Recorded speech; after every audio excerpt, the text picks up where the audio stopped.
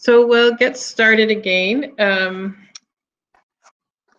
with building on what Cindy was just speaking about in terms of our focus on Tier 1 or universal instruction. We wanted to focus today on Tier 1 as a foundation for making the curriculum accessible and engaging for all students. As well as obviously what Cindy said is those Tier 2 and 3 practices also support that. But these are the things that we can do for everyone in the classroom. So in the next 20 minutes, we sort of built this puzzle together around Tier 1 instruction, and we're going to take it apart a bit and then bring it back together so that by the end of this process, everybody has a sense of what are the pieces and how are they related in MTSS. And then we want you to bring this big picture to your planning as we work together later on. So I'm going to turn it over to Melissa Downey now to start exploring the first pieces of the puzzle with us. Okay, thank you, Jodene. So the first pieces of the puzzle that make up the foundation of a multi-tiered system of support that I'm going to speak to are well-being, relational approaches, and culturally relevant pedagogy. If you look at the inclusive education policy from the Department of Education, the Nova Scotia Department of Education, you'll notice that throughout their well-being and achievement, when they're mentioned, they're often paired. And well-being is deliberately positioned first in the document to emphasize the importance of every student feeling welcomed, safe, and valued as essential to supporting the student's academic achievement.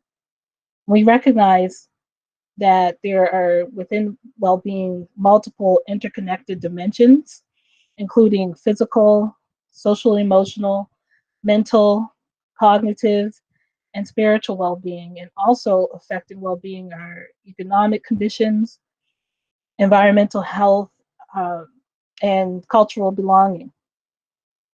And we know that a positive sense of well-being enhances a student's ability to learn, and different practices contribute to this.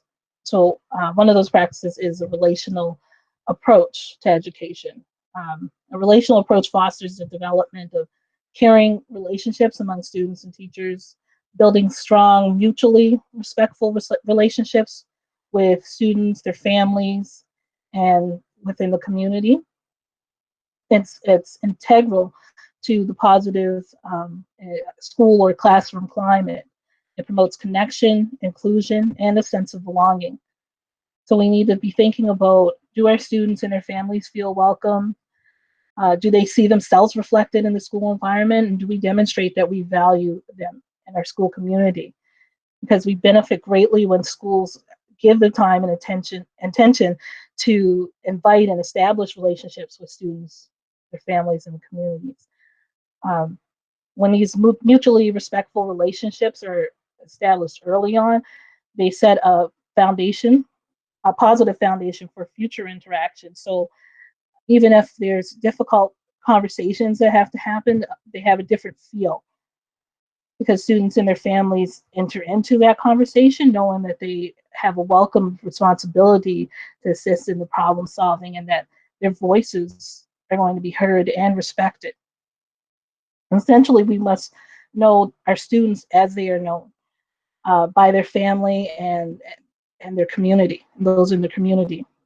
And this means that communities and families should be engaged and accessed as partners in learning and education to help us build a deeper understanding of who our students are.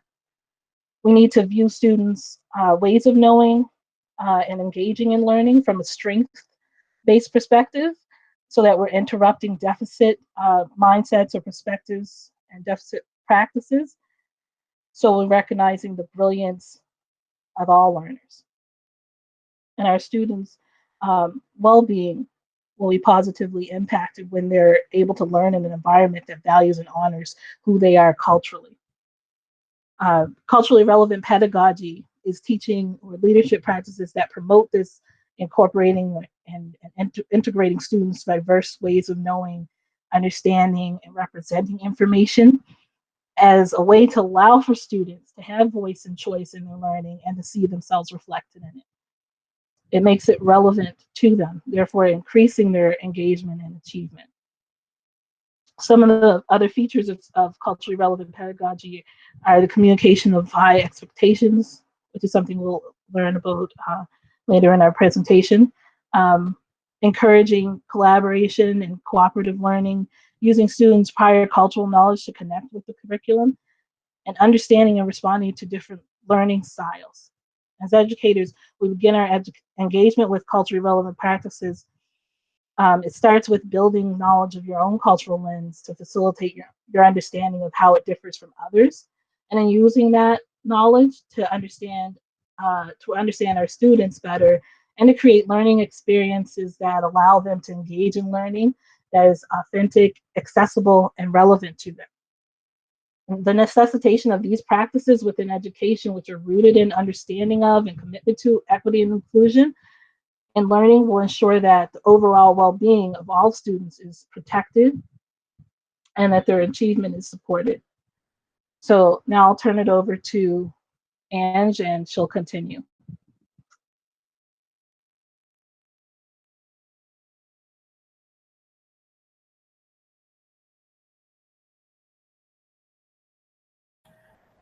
I do that frequently. I start talking and forget to turn my microphone on. And I'm going to apologize first because, Melissa, you were starting to cut in and out a bit for me. So if all of a sudden you lose me, hopefully Jodene or Bryan or somebody can pick up where I'm leaving off. So building on Melissa's comments and the thoughts behind our culturally responsive pedagogy, our well-being and relational approaches, we're going to start with UDL, Universal Design for Learning. And this is the whole piece, again, that all material is accessible to everyone. It's how our learning is represented. I often refer to this when I model it with teachers and with parents and students, that it's sometimes it's as simple as changing the language, looking after the correspondence studies, moving from the word of writing exams to students complete exams or assessments in that piece. And that language alone allows things to open up. We know that not everyone can access things in the same way, and so by leaving it as open as we can for them, we're including everyone. It's the what, it's the auditory, it's the visual, it's the contextual, it's all of those pieces pulled together, and it's building on everything that Melissa spoke to. UDL is reflected in our engagement, where we're building something that students have choice and autonomy in what they're doing. It's authentic, it has a real purposeful application, it's intentional and meaningful. And it speaks to the higher leverage teaching expectations, the why of what we're doing. UDL is also reflected in the action and expression. So it's the how piece. How are students representing their understanding? How are they demonstrating that they can apply their knowledge, their understanding to new and unique ways? Are they using multiple forms of media? Are they using different strategies and planning techniques? Not everything needs to come back in a written form. Opening it up to saying, communicate or respond to this question is an opportunity to allow students to feel their own piece at how they want to present that information to you in their best way moving forward.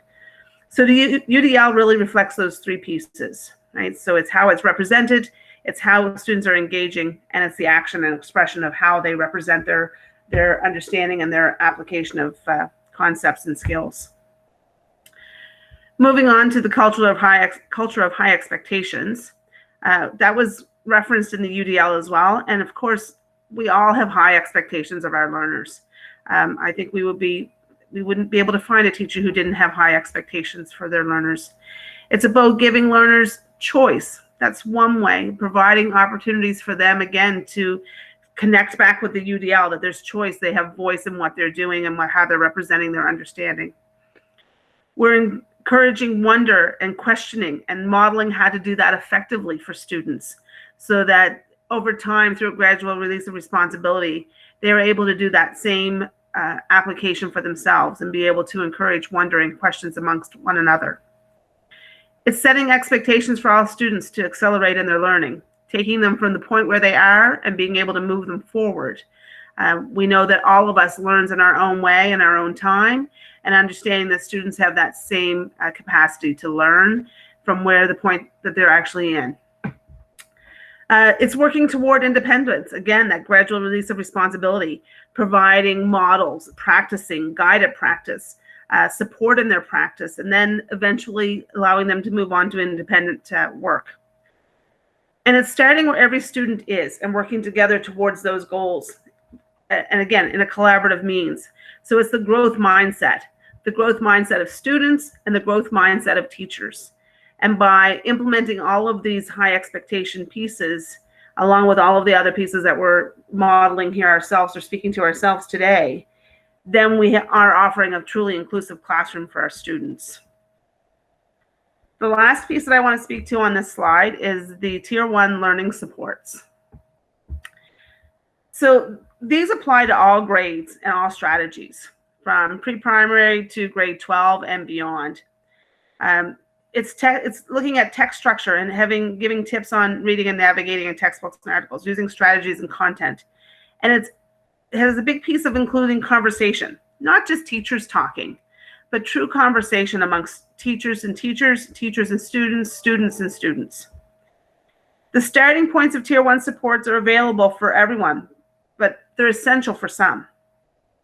They benefit everyone, they benefit every grade, and they benefit all subject areas. It's not something that you do only in social studies. It's something that you apply across all aspects of the education system. There are three key pieces. This is multifaceted, and we could have spent the whole afternoon just talking about these learning supports. So we chose to pick out three that we felt were instrumental in beginning. And one being student talk. So this can be talking amongst one another. It's a small group talking to build background knowledge. It's building essential vocabulary, but it's not just the teacher talking. It's very much engaged conversation. It could also be included through investigation or through play with younger kids. So it's the opportunity to fully investigate and be able to talk through your thinking with those people in your same group. It's explicit learning strategies that are shared in different ways. It's not making any assumptions about where learning is, but getting to know learners well enough to know where they begin and how to scaffold their learning to support them to accelerate that learning. So again, we come back to the gradual release of responsibility and really truly knowing your students and knowing how to move them forward and being intentional and purposeful in those plannings. And lastly, you've heard this before as well from this slide and from Melissa's, and I'm sure you'll hear it in slides coming forward as well. It's voice and choice. Students demonstrate understanding in ways that builds on their strengths and their interests. Let them be able to make choices about how they're demonstrating their learning. Let them have voice in what they're learning.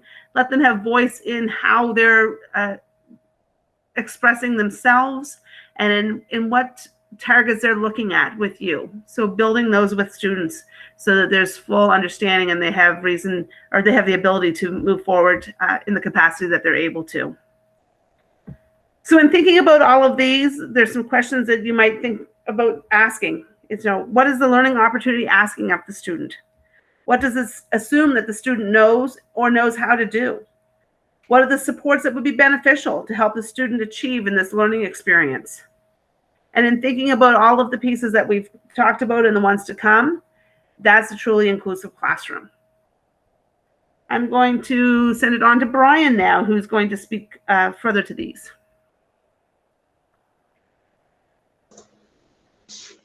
Good afternoon. We're going to take a look at connecting some of these pieces together. We're going to talk first about high leverage teaching practices. So these are evidence-based practices that have been demonstrated to have an impact on student well-being and achievement. And there are a number of practices that are already happening in classrooms across the province now. In relation to classroom instruction, these are things like teaching through a 3-part or a 3-block lesson or a workshop model. providing a brief mini lesson and then time for learners to practice, collaborate, receive feedback. Strategy like that is a great chance to continue to build relationships and identify individual next steps for learning. Other things that can be done are valuing that restorative approach in order to build a classroom community, which ensures that voices are heard, using assessment for learning strategies, identifying intentions and criteria for success, providing feedback in relation to the criteria during that learning, time for peer and self-assessment. These are some of the examples that help to set up an environment of collaboration and voice and relationships that help to support a solid foundation. There is a 2-page one-pager on the Inclusive Education website that will be potentially useful for you. The links are going to be posted in the chat for you. Those documents will be available in English and in French as well. That just provide a little bit more information about some high leverage practices that you might have been doing and didn't realize that you were doing, or a few that you might want to consider investing time in the coming year. And then moving on to research-based curricula. Susan, if you wanted to, perfect, thank you. So the curriculum renewal in Nova Scotia began in 2015, and that shift is to focus on the development of skills and competencies in various learning environments. And so outcomes have been designed by teacher teams that came in to do the writing through it, the UDL lens that Ange had spoken about just in the last slide there, in order to be open and available for students to explore their interests and inquire deeply as they come to know concepts. The ways to approach curriculum and express learning can be done as best responds to and meets the needs of the learners in the classroom. So providing those documents in order for learners to sort of really drive the learning. So, for example, previously unrenewed curricula, on occasion can have more of a task-based sound. So, demonstrate the content, identify the content, describe the content. But with the renewed curricula, those outcomes are written to be open. So, for example, in English language arts and French language arts 7 and 8, students are learning how to investigate how bias influences the message of communication forms. I mean, that is a very large indicator to explore, but that provides an opportunity for a deep dive into issues and inquiries that students are passionate about. Opportunities for them to come running into your classroom with a question that will really drive their learning. This helps to support inquiry-based learning, opportunities for choice, and are great access points for connections with your learners. We get to know who they are while we are all learning together. The outcomes and indicators are built from and relate back to the idea of competencies and competency development, which are again used to frame learning experiences. So all students, have opportunities to develop things like critical thinking and communication, and creativity and innovation. All of those things that they're going to be able to really engage with, in later grade levels, and then also outside of school when they have moved on to whatever awaits them after graduation of grade 12. They're able to bring that learning and the ability to learn with them as they go. So if you are interested in an additional session, a deep dive into the renewed curriculum, there is an additional session offered at the Summer Learning Academy Thursday afternoon for more information on that. But for now, I'll turn it over to Matt in order to finish off the rest of that puzzle piece there. Thanks, Brian, and good afternoon, everyone. So I have these last 3 puzzle pieces that kind of form the outside of our image, and I think those are there for a reason, because we're really talking about some of the systems and some of the approaches we have to support the students and to support the high leverage practices and culturally relevant pedagogy and the different strategies and approaches that are in the middle. So the first part here is partnerships, and I think when we look at partnerships coming from a family perspective, it's important to acknowledge that students are coming to us at 4 or 5 years old, and that's not when they begin learning. Learning doesn't begin the moment you walk through those doors. They've been learning their entire lives. Learning begins in the community. Students have already built structures and ways of knowing, and they already have intelligence and knowledge that they're bringing to the classroom. And a lot of that comes from their families and from their communities. So it's really important, as a few people have already mentioned, Melissa already mentioned, that we need to know students as they are known. We need to reach out to families and to communities to know who those learners are, to know who those students are, and to be able to build our practices in the classroom based on those students' strengths, based on their interests, but also recognizing the challenges of their childhood. To be able to, but you can't know any of that without reaching out, without building that sort of collaborative model with families and with communities. There was a really interesting way to frame this. Dr. Marlene Ruck-Simmons, who is the executive director of the African Canadian Services branch, she kind of flipped it on her head and said, for years we've been talking about how can the school support families, when really we should be thinking about how can families support the schools? What knowledge is there in the community to support the school, to bolster our students, and to make them part of the learning community? So I think that's a really interesting way to frame it, and it really helps clarify this idea of building a partnership between school and home. If we can click on to the next puzzle piece, that would be the teacher support teams. So this is another support for educators, and it's a team within each school to support high leverage teaching practices, and it's really critical in organizing how we deliver MTSS in our schools.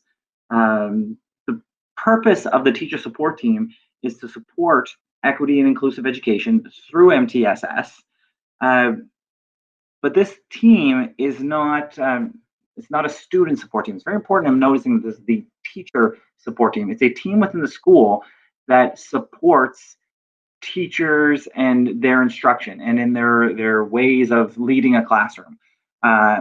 When teachers are developing or including universally designed lessons or culturally responsive practices, and say, you know, I need to know some more about this. That's what these teacher support teams are meant to be. They're meant to support the teachers in their delivering and in their leading of instruction in the classroom. Some schools had similar teams already, but not every school did. Some schools may have called this the school-based team or a resource team, but this would be replacing that sort of a team if your school already had that. But it is separate from a student planning team or student support team, as they are now known.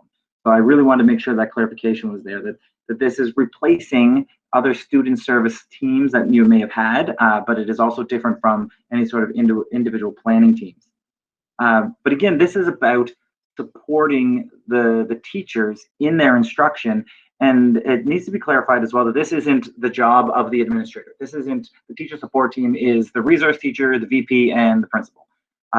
It may be those people, it may be a few of those people and some other teachers in the school. As I just alluded to, it may also be members of the community. If teachers are having difficulty connecting with the students on their strengths and their interests, it's going to be important that that teacher support team includes people from the community to assist the teachers in creating culturally responsive lessons. And the one final puzzle piece that'll close off our image here is instructional leadership. And it really, this third piece, it really speaks to what we've already been talking about in these other two, is that there needs to be high standards, or the teachers can teach to high standards if they have the right, if they're given time and the right assistance. And that is a perfect quote from Kate's that brings those other two pieces together, right? That if we have that right amount of assistance, if we're building the partnerships with families and with schools, and we're incorporating those voices into our teacher support teams, and we're giving all of the supports to teachers so that they can support students, then we're pretty near guaranteeing success. When we're working collaboratively like that, and developing collective teacher efficacy, when we're working together to have teachers with a common goal and a common vision that are really building lessons and communities and environments that are conducive to learning and that are responsive to student strengths and interests. And again, coming back to the fact that this instructional leadership can be from any person. It could be from the support team. It could be between colleagues. It could be an admin. It's anyone in a school that can support one another. Maybe I'm supporting someone with a specific aspect, and then they're supporting me with another aspect, all in an effort to build instructional knowledge and skills and to coach one another. It's really working together, like I said, collectively, collaboratively, to improve the experience for all our learners in schools. So we've got our image finished, our puzzle is complete, and I'll hand it back to Jodene to close things off. Thanks, Matt. So I just wanted to take a quick pause. That was a lot of information, lots of examples, and just to invite anybody to jump in if you have any questions, or equally welcome our comments on, it was great to see in the chat that some people really like the image of the puzzle, and we can definitely send that out. I'll put a PDF in there when we take a break. And yeah, so does anyone have any questions or comments to make at this point?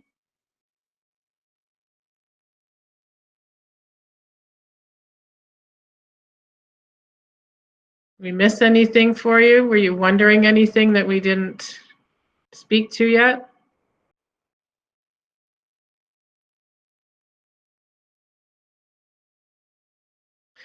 Okay, so let's call it at 2:05. We're just going to take another break too. And again, there's a couple more resources if you want. Just we don't want you to spend your break reading them, but that came up during Bryan's presentation. If you want to take a moment to download those and look at them. And as I said, I'll put the puzzle image up in the chat box, and we'll come back for 10 after 2. At which point Bryan and Melissa are going to get together and apply all of the things we just learned to a lesson plan that they have, and just look at how we can start thinking about all of these Tier 1 universal instruction pieces as they apply to teaching.